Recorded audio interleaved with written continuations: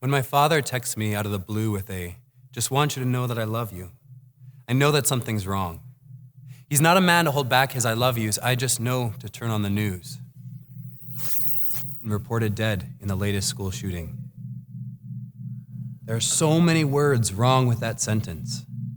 Heartbreak is inevitable, yet almost impossible when you've read this report time and time again. I didn't know when I signed up for a Bachelor of Education, it would fall in the Department of Service and Protection. I'm not a soldier or a policeman, I'm a teacher. My school routine includes assignments and tests, not putting on bulletproof vests. I signed up to be a mentor, not a martyr. I don't want to be a part of a breaking news feature, so please, please, don't arm the teachers. There are so many ways that it could go wrong. In a world where I spend every day trying to get kids to fathom all that can happen, just imagine. Imagine if just once a student got a hold of a teacher's gun, even just for fun, what chaos could be started.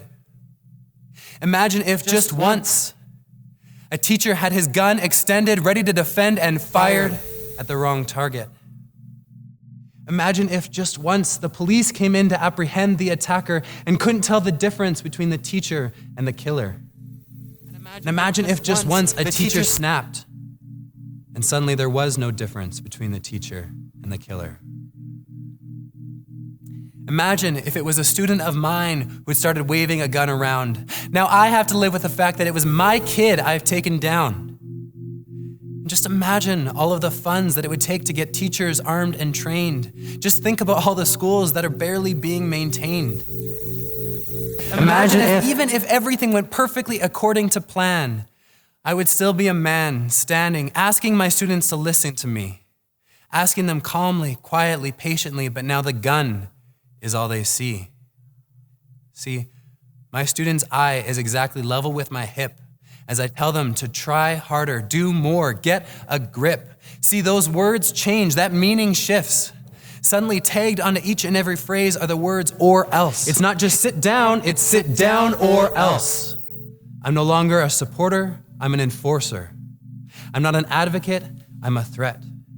See, you can't preach that learning is fun when the motivation is either carrot or gun.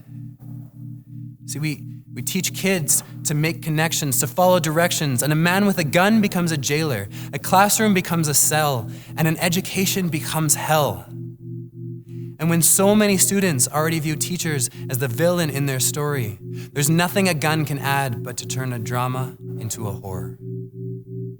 Please, don't arm the teachers. But if you must arm us with counselors, support teachers, psychologists, with psychiatrists, with therapists, with neurologists. Arm us with resources, reinforcements, and respect so that our interventions can have an effect. Arm us with smaller class sizes so I can connect with every child, giving me time to ask, how are you, and hear a response deeper than an empty smile. Arm me with the time, the tools, the technology to view my student as a whole person, as an entertainer, an athlete, an innovator, an artist, and not just as a number on a page.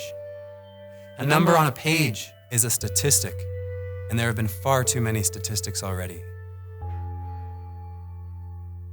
And arm us with the ability to get kids passionate about school.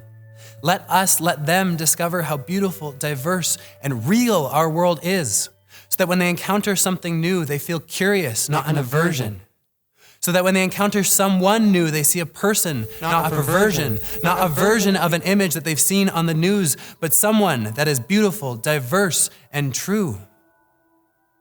I spend every day with my kids praying that their takeaway is that tolerance is necessary, that every person is a story worth reading, that history is not worth repeating, that addition and subtraction, while important, are not as essential as connection and compassion, that inclusion is crucial, that isolation breeds hate, that everyone has something to which we can relate. I teach them to care, to love, to help, to understand, because the finger now on the trigger was once part of an outstretched hand. If we teach students that guns are the only solution, We're diluting their ingenuity. We're saying don't aim any higher. We're saying we couldn't come up with anything better than fighting fire with fire. Please, don't arm the teachers. You can't hear one another over the explosion of a gun. There's only violence. There's death, and there is silence. And there is another day's text message alert.